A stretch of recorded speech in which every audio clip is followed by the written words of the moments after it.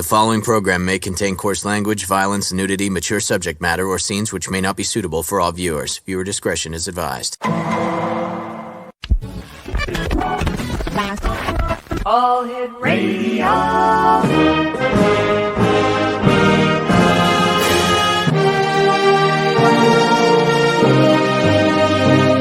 Welcome to the X Zone, a place where fact is fiction and fiction is reality. Now, here's your host, Rob McConnell. And welcome back to the X Zone. I am Rob McConnell, coming to you from our broadcast center and studios in St. Catharines, Ontario, Canada. Now, if you'd like to send us an email, xzone@xzoneradiotv.com, on all social media sites, Xzone Radio TV. And we're coming to you tonight on the Talkstar Radio Network, Mutual Broadcast Network, X Zone Broadcast Network, and on Channel 32 on Simul TV, which is the X Zone TV channel. Great show lined up for you over the next 3 hours, X Zone Nation. However, my first guest tonight is going to be talking about something that I have never heard before. We're going to be talking about Nomoli star gods, ancient alien stone figurines, and artifacts. Joining me all the way from Conestoga, Pennsylvania, is our guest this hour, BENNETT VONDERHEIDE. And Bennett, welcome to the X Zone. Good evening, Rob, and welcome to the X Zone. Tell us a little bit about yourself, my friend. My name is Ben. I'm from Conestoga, Pennsylvania, which is in Lancaster. And at this point in time, I have the collection of Nomoli star god stones. And I've appeared on Ancient Alien television show and other podcasts. Very excited and want to thank you for having the Nomoli on. My pleasure. Tell us, how did you become aware of the Nomoli and what started you on your quest? Well, I don't know that it was a quest, and I often ask myself and others, did I find the Nomoli or did the Nomoli find me? Good question. It was decades ago, and I was approached by a man who became a friend of mine who was an agent for the intelligence community of the United States and was also a diamond smuggler, very similar to the character Leonardo DiCaprio in the movie Blood Diamonds, in the same area. I mean, he was more realistic. He didn't go in there with guns and blast away the natives. He went in and won them over with grace and charisma, because that's what'll get you in and out alive. So he had contacted me to recruit me. I was not interested in that work for a variety of personal reasons. I didn't take him up on that, but we became friends, and he introduced me to the Nomoli. At one point in time, he told me that the chiefs on one of his visits, one of his treks, he told me that around a fire or one of the villages, they had decided that I was a brother of theirs in spirit, and that began the journey. But I have to say, I loved them. I just really attracted to them, and I collected many of them, but I had no idea really what they were.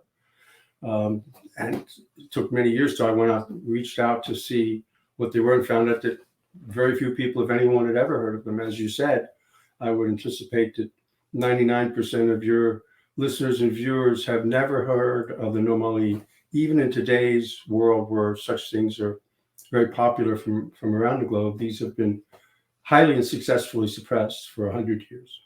Wow. In the information you sent us, you said the Nomoli star gods and figurines are said to be gods who rained down from the heavens and lived among the people of West Africa at the dawn of time. What do we know about the Nomoli? Well, West Africa is not a written tradition; it's an oral tradition. So we have information that would have come from the deepest parts of the jungle.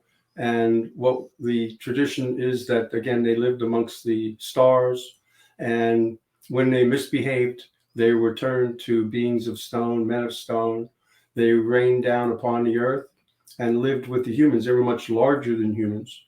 I have some stones which depict the characteristics which are generally assigned to Nomoli. And they lived amongst the people in the earliest of times and blessed them with blessings which gods would, including the natives contend, these figurines. In your opinion, and this just crossed my mind as you were talking about the Nomoli, is there a connection or a possible connection between the Nomoli and the Nephilim in the Bible?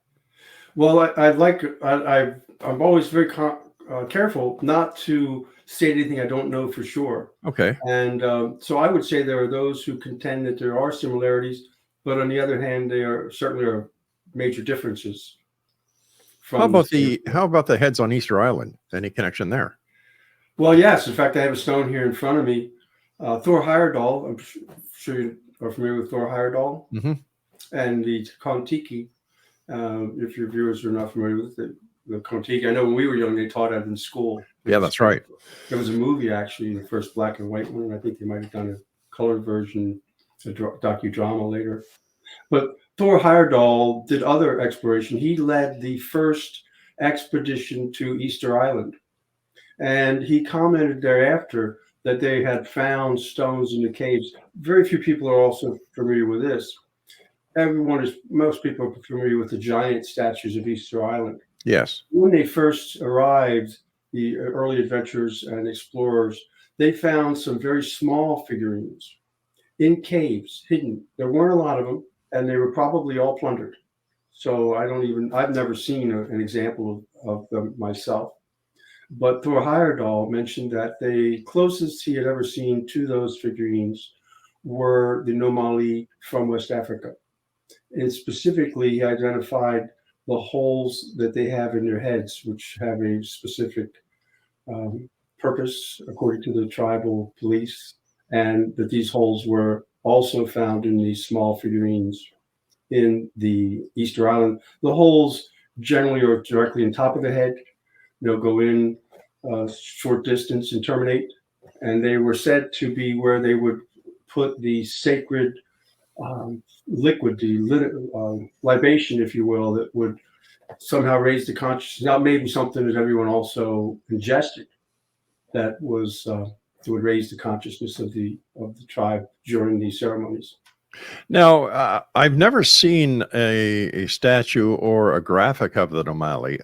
What do they look like? Do they look like Homo sapiens? Do they have the elongated skulls? Do they? Well, let me get. I'm gonna be off camera just a second here. Let me lean over here. And, all right. Well, while you're doing that, I'm just going to let our listeners know again who you are. Yes. Bennett Vonderheide is our guest this hour, X-Zone Nation, and his website is ancientalienstones.com. That's ancientalienstones.com. And we're talking this hour about the Nomoli star gods, ancient alien stone figurines and artifacts. All right, he's back. Okay, here's a traditional Nomoli. You'll see that when you see the traditional ones, the legs are always pretty squatty. And this is a male figure, obviously. Very few of them have that penis. It's a male-oriented one. It would be used for male. Can you just My aunt, who passed away several years ago, gave me, it's about this tall, made of brass, a figurine that looks almost identical to that. I'm going to find it and send a picture of it to you. Yes, their eyes are often large like that. Their nostrils are flared. Yeah. Their eyes were said to be so powerful that you could not look at them for any period of time. Their voices were so loud they would speak in one village and be heard in the next village. That was through telecommunication of some sort. Fascinating. So that's a traditional Nomoli. And yes, in fact, in the early 1900s, 1920, I believe it was, there was an imperialism show in England, mm-hmm. where they had representatives from many countries that they were colonized, many nations of Africa, and the Sierra Leone booth handed out very small little Nomoli figurines, reproductions, of course. The originals are stone, and then there are also some little gold figurines which are made replica or similar in design. But the interesting thing about the Nomoli is they cross over from the figure you just saw, which is a traditional Nomoli mm-hmm. god, all the way over to the other side of the spectrum, which are pure humanistic forms. And they would be used for different purposes. The pure humanistic form, as an example, one would be the Divine Mother with child. So that's a mother holding and feeding a child. And that would be used to both for ceremonies for mothers who were pregnant and for young children to protect them during the pregnancy. Yeah. But also they would set that at a shrine in the center of the village as a remembrance to the village of how important it was to protect and to honor mothers and children. So all the way across, and in the middle of the road, you'd have a Nomoli figurine such as this one, which connected us to Dogon, which would have the Nomoli figurine with crocodiles. Wow. Which were said to, of course, represent the Dogon gods. And you'll have some which are somewhat Nomoli, but then have humanistic figures. There are some called the Mahanyadi, which are chief's stones and would have been specifically for a chief, a leader of a chiefdom. And they would have theoretically be instilled with the powers of the Nomoli, whichever you would want these attributes that you would want your chief to have. Because as with most cultures throughout the world in antiquity, they believed that the closer their chief was connected to God, the more they would prosper, the more they would victorious. How long have you been involved with the Nomoli now? Decades. Really? Decades, and it was only maybe 6-7 years ago that I finally, maybe a little longer, did an outreach. Again, found that there was little known about it, but then I was able to connect with Professor Kwaku Aforianza from Howard University, a genius, real good man who was raised in Ghana, had been the art professor at Howard for 37 years. And he was an expert on the stones and arranged for us to exhibit them at the African Art Museum of Maryland, where, as far as I understand, it's the largest collection of Nomoli which has ever been exhibited in the United States.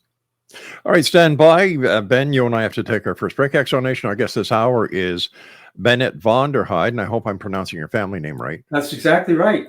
All right. He's in Conestoga, Pennsylvania. His website is ancientalienstones.com. We're talking about the Nomolis here on the X Zone from our broadcast center and studios in St. Catharines, Ontario, Canada.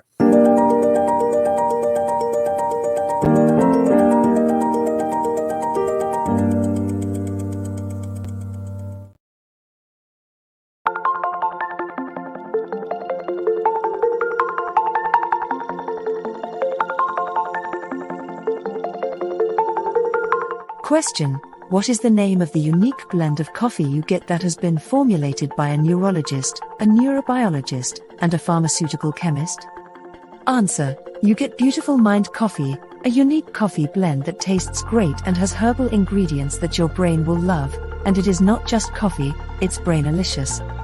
Dr. Rathbone, Dr. Jang, and Dr. Winslow, the scientific team that created Beautiful Mind Coffee, decided to collaborate on a coffee focusing on brain health. As for those herbal ingredients found in Beautiful Mind Coffee, Dr. Rathbone, Dr. Jang, and Dr. Winslow, utilizing their combined extensive scientific research background, worked with many natural and herbal products until the exact formulation that is found in Beautiful Mind Coffee was created. With a unique scientific formula not found in any other coffee being sold or served, Beautiful Mind Coffee is the only coffee blend that contains 3 herbal ingredients found to aid in boosting your daily mental clarity and focus. Every cup of Beautiful Mind Coffee contains scientifically formulated amounts of maca root powder, green tea extract, and American ginseng, all supporting good brain health. Taking care of your brain's health now can help delay or prevent the onset of cognitive dysfunction, including dementia, Alzheimer's, and more general memory loss as you get older, just by enjoying the delicious flavor of our roasted coffee and herbal ingredients found exclusively in Beautiful Mind Coffee. Did you know that cognitive dysfunction also refers to deficits in attention, verbal and non-verbal learning, short-term and working memory, visual and auditory processing, problem-solving, processing speed, and motor functioning? For more on Beautiful Mind Coffee, the 3 scientists who formulated Beautiful Mind Coffee, and more details on the 3 unique herbal ingredients in Beautiful Mind Coffee, visit www.beautifulmindcoffee.ca. Beautiful Mind Coffee is now available online at amazon.ca and amazon.com. To order Beautiful Mind Coffee, visit www.beautifulmindcoffee.ca today.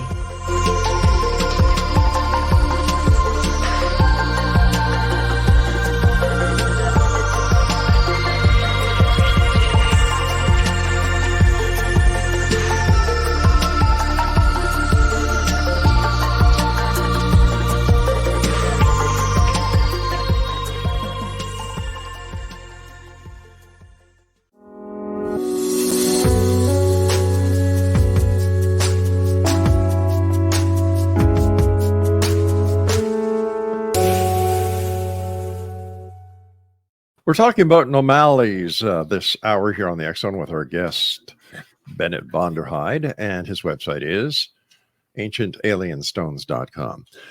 After all the years that you've been investigating, studying, researching the Nomalis, what have we learned, and how have they affected or influenced life today?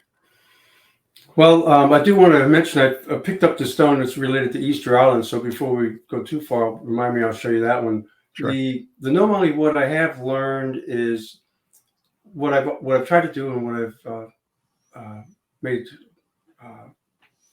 a strong effort to do is remain open-minded. And so what I've learned most is by putting them into people's hands. And so we know, I mean, historically, we know that they were first discovered in the 1400s by Portuguese sailors, as far as those outside of the country of Africa. They were written about in the 1850s, first in America. Then they were written about again up in 1917s, interesting writings. By then, Walter Edwin mentioned that they had already theoretically been knocked off, if you will, being fabricated in Asia, in China and Asia, and brought over to Africa and sold as authentic. We know that they were used by the tribes for a variety of different reasons. They've been collected by royalty in England. I understand they are in the palaces. They have some Nomoli. They have been in museums. The Bronx Museum has a Nomoli. And so we know that they were used throughout antiquity by the natives. We know that they were suppressed without going into too much detail, for political, religious, medical, social reasons that completely obliterated them from the awareness of people throughout the world. And that now in fact, the only time they've been on television ever was in 1991 on Unexplained Mysteries, up until we got onto the Ancient Aliens television show back a couple of years ago. And that was the reawakening, if you will. And your show is part of this reawakening, to bring them back into the fold and allow them to bless people again. Do you have any idea where they originally came from and why they came to Earth? The Nomoli, I do not know. Well, yes, we do know that the Nomoli, my son and I were doing research, and we identified a potential connection to the Dogon tribe of Mali. And some of your listeners may be familiar with the Mali Empire at one time. But the Dogon tribe have a god that came down in the ship, was surrounded by clouds and storm, and taught them the information that they came from Sirius. If your listeners are familiar, I'm sure you're familiar with the Dogon, that they had identified the star, even the ghost, the secondary star to the twin star, not twin, but the smaller star of Sirius. And they said we came from the third planet off of that star, second or third planet. So theoretically, we know that they came from Sirius. The reason why we connected to the Nomoli is because they are the Nomos of Mali, the gods of Mali. So it's very possible, likely, that over a period of time, they went from the Nomos of Mali to Nomali. We know that they use the tribal beliefs or tribal use, still to this day, somewhere places deep in the jungle. The medicine men, the medicine women, the chiefs, the Zoe, which is the oldest secret women's society still functioning in the world.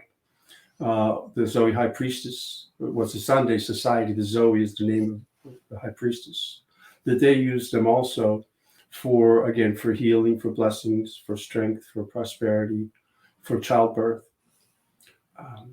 And now we know that for the last 5 years, we have been using them in America. And according to the shamans, the healers, the remote readers, the psychics, the astral projection people that have contact with them, they still retain the power that they originally had. The natives would say no man ever carved a Nomoli. They were given to them by the gods. All right. So what is the present day use of the figurines, and how do they fit into today's society? Or is it just the investigation of yet another ancient civilization that came from the stars that has come to Earth and disappeared through time? Well, there's a couple different levels of that. The first simplest level is that they are again being used by healers, by shamans in America now, and more we're getting them into the hands of shamans. I've sold a number of pieces. I have a couple more for sale right now, and we're tracking that. We're going to we're going into the media through like the documentary TV series, inevitably a full feature film on the Nomoli and the Blue Sky Stone. And so we know that they are currently being used again by those who are in those various modalities with great success. And we want to track that. It's a beautiful thing in today's world because we have equipment where we can track scientifically and where we can study the results on individual patients of the use of the Nomoli.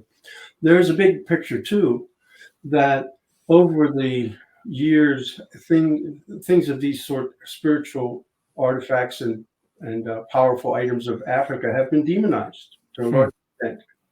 And as a result of that, there are millions and millions of descendants of those areas who have no respect and no knowledge and no awareness of the spiritual practices of their ancestors, and maybe even think that they were less than those of others, which is interesting if you compare it to, let's say, the Native Americans. Sure. The ancients of any other place in the world, that now there's a great deal of respect.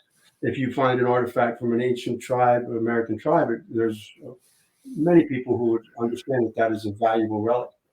But still in Africa, there's some of this demonization. So by getting them out and putting them out in front of people and having them used, we can confront that and erase that nonsense that has been brought about by others, mostly fanatics from other religions, not the normal Christian or Muslim, but those who are fanatic and want to destroy other people's beliefs and other people's artifacts.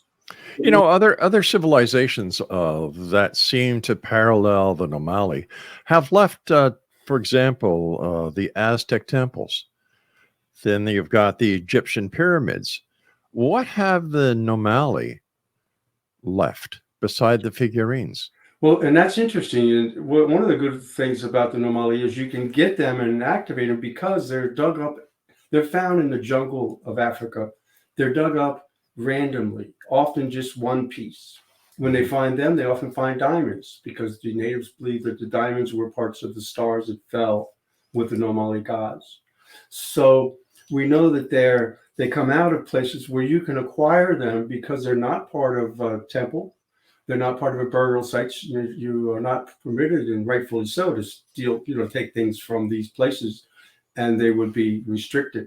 These are found randomly throughout the jungle, and so we can have access to them. And what was the rest of your question? No, I was asking because it seems that the Nomoli parallel other ancient civilizations that have come and gone, except there are those like the Egyptians who left us the pyramids. You have the Aztecs and the Incas who have left us artifacts. Yes. The answer to that question is that there is a direct lineage genealogically to the Dogon with the ancient Egyptians. Now, the common belief is that the Egyptians were first and the Dogon came after that. That's not what the people of the jungle believe. They believe that long before the pyramids in Egypt, that these civilizations in West Africa were far advanced and built other pyramids, and that's where they had initially built pyramids, and they sent emissaries to Egypt to build and to teach them how to build the pyramids, and that the jungle eventually absorbed those civilizations back into it, and they've disappeared. Now, some people have handed stones to stone readers, feel that they're 13,000 years old. I don't know what the significance of that 13,000 years is, but they feel that's part of the Atlantean culture. So there is a potential and a belief that long before these other civilizations were prosperous, there was an ancient civilization in West Africa, which was far advanced, again, maybe part of the Atlantean culture, which some people put as off West Africa, and that there could be remnants of such in the jungle. But Ben, looking at the Egyptian history, very well documented. There's no mention of Nomalis. No. So how can we say that they were in Egypt when one of the most documented civilizations on this planet has no mention of them? Yeah, I would not be able to answer that. I'm only saying what the beliefs are in the West African tribal historical beliefs. So I have no evidence of that. How about the archaeologists and the other members of academia? What do they say? What is their take on the Nomali? I know of no exhaustive studies in that relation, in relative to that. I do know that the only thing I know is that there was a stone found back in 1991 that had a ball bearing in it, and it was sent off. Klaus Donner was involved with that, who's one of the foremost experts in out of time objects out of time, and they sent that in for experimentation. The chromium ball was taken out of the belly of the stone, which was interesting because there was no hole where it had been put in. There was no place where they excavated the stone and put it and filled it back in. They took that ball out of there, and that was chromium. That was one of the few Nomoli that was ever dug, and the strata was retained with it, and that was dated to 17,000 years old. So how was it dated? Was it carbon dated? It was carbon dated with the strata in which it was found. All right, stand by. We've got to take our break at the bottom of the hour. Exxon Nation, our guest this hour is Bennett Vonderheide. His website is... Got your pencils ready? All right. Don't check it out now. Wait until after the show, guys. AncientAlienStones.com. I'm Rob McConnell. This is the X Zone. We'll be back after this break. Don't go away.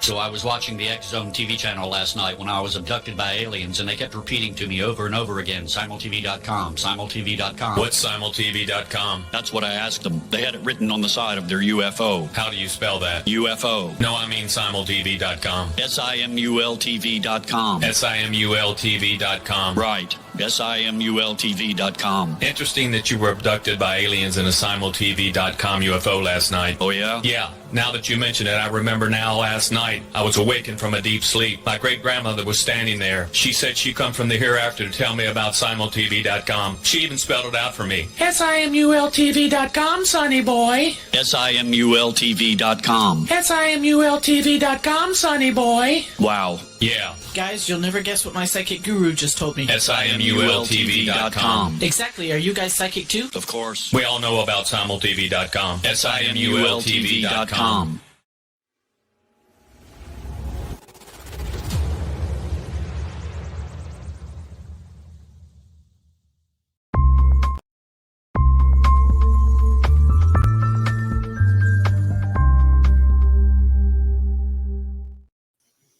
Topic of the hour is the Nomali star gods. Bennett Vonderheide. Vonderheide is our special guest this hour. www.ancientalienstones.com.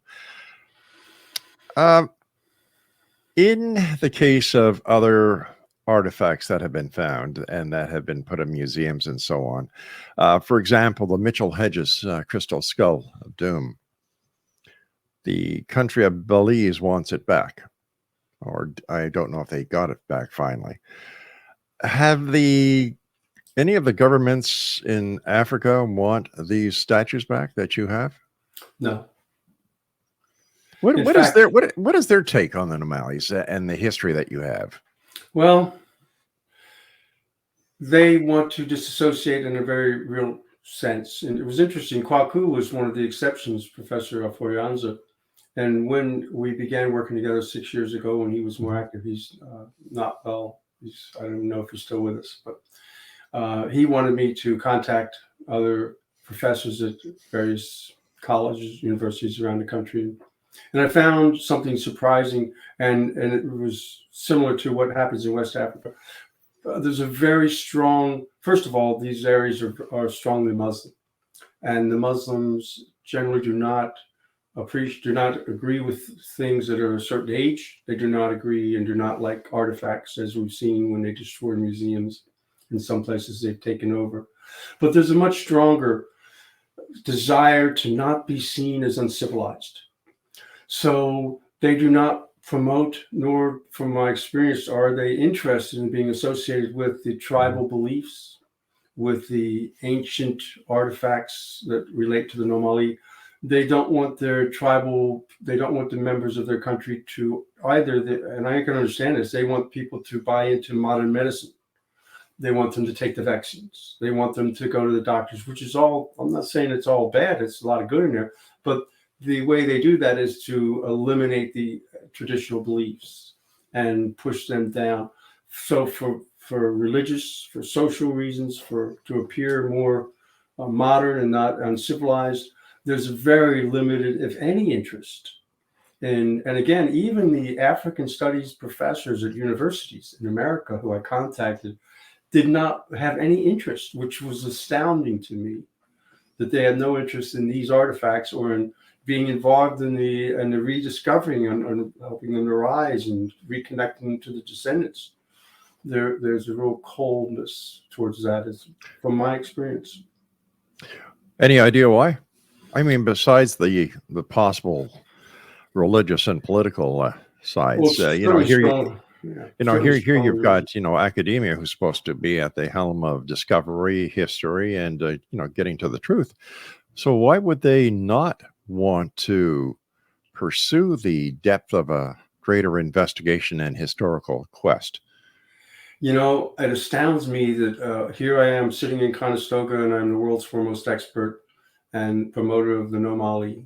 So I can't answer that except, again, to revert to the fact that they have a strong desire to be modern and to, in a very real sense, separate themselves. And it could be because there's religions and their spiritual practices have been demonized by so many throughout the world that they have felt it's the easier way to go.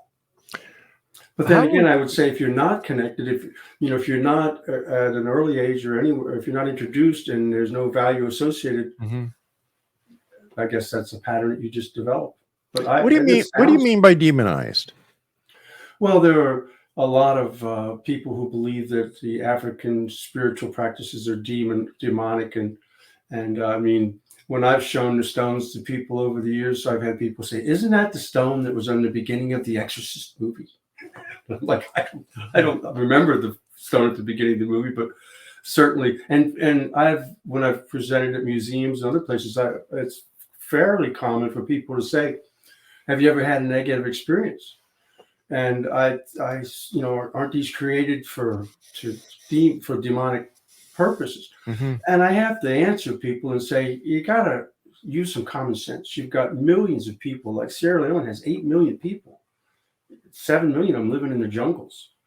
Many times they're ravaged by disease, by starvation, by lack of drinking water, by animals that kill them, all these things, by tribal wars. The fact that people think that they would sit there and create these things to harm others, common sense says they do everything they can to make their life a better plight, make their life a little better, and to help people in their tribes that they see suffering. And that's what they were created for. And that's everything I've ever seen. I've had them in places where MUFON shows and things along those lines, where people come and they'll get within 10 feet of them and break down, and then come back and thank me for bringing the stones, or where they'll put them in their hands. I've seen people have healings right there in front of you and just change. And so everything I've seen has been positive, but I don't think I think that the certainly, again, the extreme and radical religious individuals, who often are the ones who go into the jungle. I mean, the fundamental Christians, the fundamental Muslims, trying to do good work and help mankind out, but their belief systems are radically different than the natives.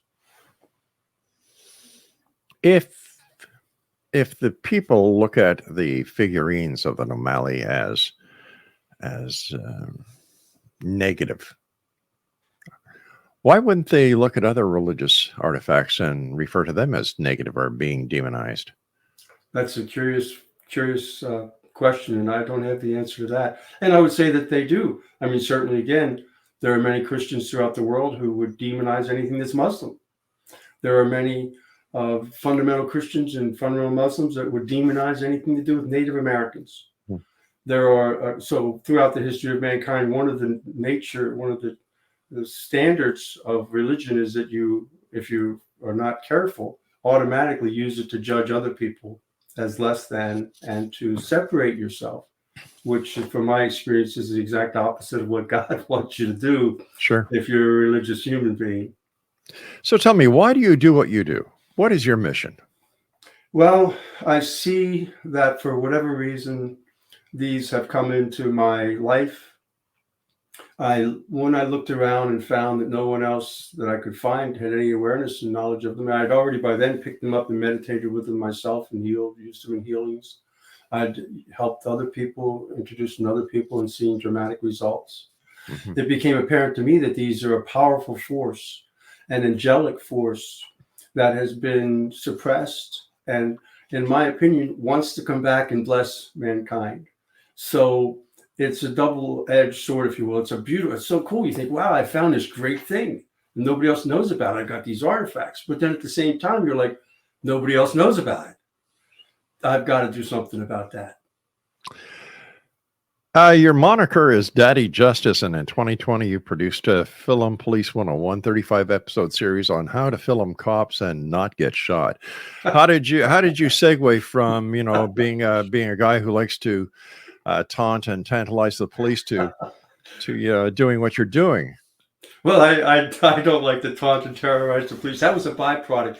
Daddy Justice is just that. I started 21 years ago on March 12th when I was falsely accused by the mother of my son, and I became a victim of the anti-male forces in America, headed up by the Violence Against Women's Act and all these non-government organizations. Have billions of dollars put into demonizing men anytime a woman accuses them, and which has been used for decades to take children and eliminate their fathers. So after I won my case, which took years, and I faced many years in jail, I've been accused of more crimes than anybody will ever have on your show, I assure you. After I was victorious, and the mother of my son, unfortunately, was the only woman ever convicted of perjury in a custody case in America. And I turned that around. Then other people began to come and ask me to help them out when they were in an impossible situation. So what I did was I used covert, overt, and psych ops. I do investigations, I investigate, and I turn the tables on those that are falsely accusing. Men and women sometimes also get falsely accused, usually by the government agencies, the Children's Protective Services takes their children. So in doing that, the way that I went about it was to go directly after the judges, the lawyers, the cops, primarily, the counselors. And instead of just going after the system, I would target them individually and force them as best I can by investigating them and then doing interviews or doing what they call ambush interviews, track them down, put the camera on them, and I would then reveal their thing, what they were doing on the internet. That would help them to do the right thing.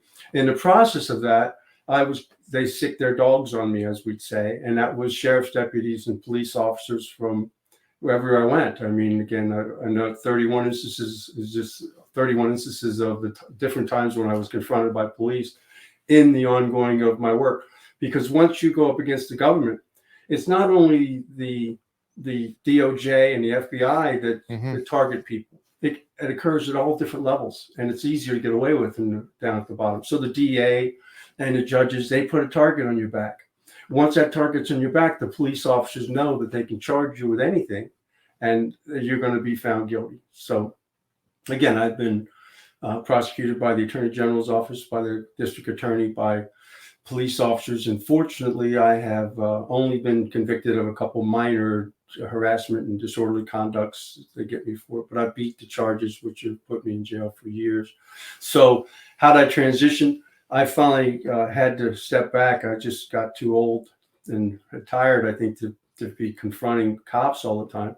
But I also have this inability to back down when I'm right. Sure. And when I'm helping out someone who's just a citizen, who's just an average dad, who's just, getting railroaded, and your children are going to lose their father. Because this has ruined more men in America than anything else. No, Al-Qaeda has not destroyed nearly as many men as the divorce industry and the false accusation industry. And sadly, rightfully, we stand with the women that are truly victimized. Sadly, there are just uncountable people who will take advantage of them for their own personal benefits, to take the house, to take the kids, to take the assets, to imprison the father of their children out of spite, anger, or mental illness or evil. We've got to take our final break. Exonation. Our guest this hour is Bennett Vonderheide. His website is ancientalienstones.com. I'm Rob McConnell. We'll be back as we wrap up this hour here in the X Zone from our broadcast center and studios in St. Catharines, Ontario, Canada. Don't go away.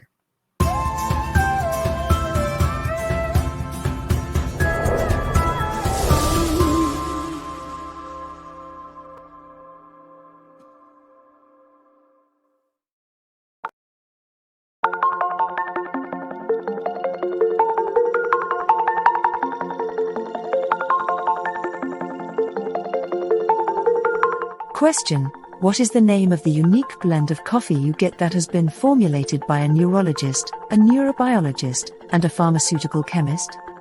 Answer: you get Beautiful Mind Coffee, a unique coffee blend that tastes great and has herbal ingredients that your brain will love, and it is not just coffee, it's brainalicious. Dr. Rathbone, Dr. Jang, and Dr. Winslow, the scientific team that created Beautiful Mind Coffee, decided to collaborate on a coffee focusing on brain health. As for those herbal ingredients found in Beautiful Mind Coffee, Dr. Rathbone, Dr. Jang, and Dr. Winslow, utilizing their combined extensive scientific research background, worked with many natural and herbal products until the exact formulation that is found in Beautiful Mind Coffee was created. With a unique scientific formula not found in any other coffee being sold or served, Beautiful Mind Coffee is the only coffee blend that contains 3 herbal ingredients found to aid in boosting your daily mental clarity and focus. Every cup of Beautiful Mind Coffee contains scientifically formulated amounts of maca root powder, green tea extract, and American ginseng, all supporting good brain health. Taking care of your brain's health now can help delay or prevent the onset of cognitive dysfunction, including dementia, Alzheimer's, and more general memory loss as you get older, just by enjoying the delicious flavor of our roasted coffee and herbal ingredients found exclusively in Beautiful Mind Coffee. Did you know that cognitive dysfunction also refers to deficits in attention, verbal and non-verbal learning, short-term and working memory, visual and auditory processing, problem-solving, processing speed, and motor functioning? For more on Beautiful Mind Coffee, the 3 scientists who formulated Beautiful Mind Coffee, and more details on the 3 unique herbal ingredients in Beautiful Mind Coffee, visit www.beautifulmindcoffee.ca. Beautiful Mind Coffee is now available online at amazon.ca and amazon.com. To order Beautiful Mind Coffee, visit www.beautifulmindcoffee.ca today.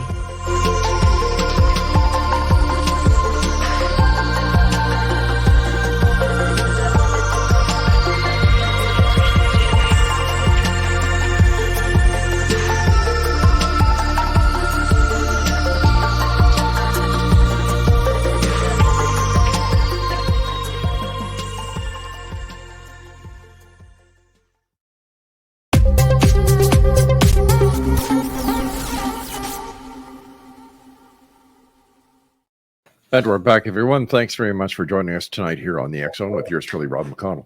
Our guest this hour is Bennett Vonderheide. I did it again, Vonderheide. It's been done worse. Holy cow. And we're talking about Nomoli Figurines of the Nomoli star gods. You were mentioning earlier that people have reported healings and they felt a power or a presence when in front of these artifacts. Can you share some of the stories with us? Yes, you mentioned the crystal skulls. One of the people that was on the crystal skull tour was Shaman Jeff Wheeler from Bradenton, Florida, and he's been using the stones now for years. I initially hooked him up with one years ago, and he had set it at his altar next to his crystal skulls. They're some of the most valuable ones you could have. And he said that the stone told him that it wanted them to use it in healing, and then he began using it in his healings. And he's on the website with video of that. I have other individuals, people who just use them for their personal use and dramatically turn their lives around. For one woman in particular, I can think of a friend who was very ill, in and out of the hospital all the time. Over a period of time, using the Nomoli and other things. I mean, it's not, we have to show up and do the work. But now she does healing retreats and ended up with a chalet at Mount Shasta, where she's invited us to come out and bring the Nomoli for the first time to be at Mount Shasta, because she got a message that they're supposed to be there.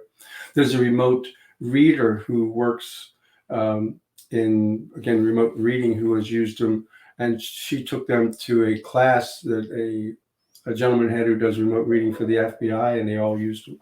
We put them in the middle of a meditation of 30 people and sat around, and it was just amazing. We have some video of that on the website. So there are a variety of people who have used them, and then we have another ex-Navy SEAL who's a healer out in Marina Del Rey, who's been using one for years also, and their results have been amazing. Well, where do you get all these figurines and statues? Well, again, they came from my friend who was a diamond smuggler and his contacts deep in the jungle of West Africa. I understand that. So how many of these do you have access to? I have dozens of them. Wow. An amazing collection. And you sell them? I've sold a couple of them. I've sold a few of them, and I'm going to sell a couple more. We want to keep quite a few of them because we envision a television series, episodic, where we will use them each week and allow people of different modalities to use them in healings. Also to set up, two of the guys that I'm working with were at the Alien Con. I didn't get out there this time, but to set up at expos and shows and let people come in and touch the stones and use them for the healings. So we don't want to, I'm not going to sell all of them, but I've sold a couple, and I will sell, some more, a few more over the period of time. And some of those people will then be able to be folded back into the show. Just out of sheer curiosity, how much would you sell one of these statues for? If one of our listeners wanted to contact you and say, listen, I'm interested. We have them starting at 8,000 and up till in the 20s. Whoa. Oh, yeah, 8,000. Oh, yes. If you look at Sotheby's back in the day when they did sell, which wasn't that long ago, they've sold for 6,000 to 80,000. Unreal. Listen, we're running out of time fast. Quickly, what is your mission now? What's your final message for the X-Zone Nation? Well, here's my final message, is that Rob has been chosen by the Nomoli to introduce you all to the Nomoli. So he's a special spatial character who has a connection that he didn't even know. You're very kind, my friend.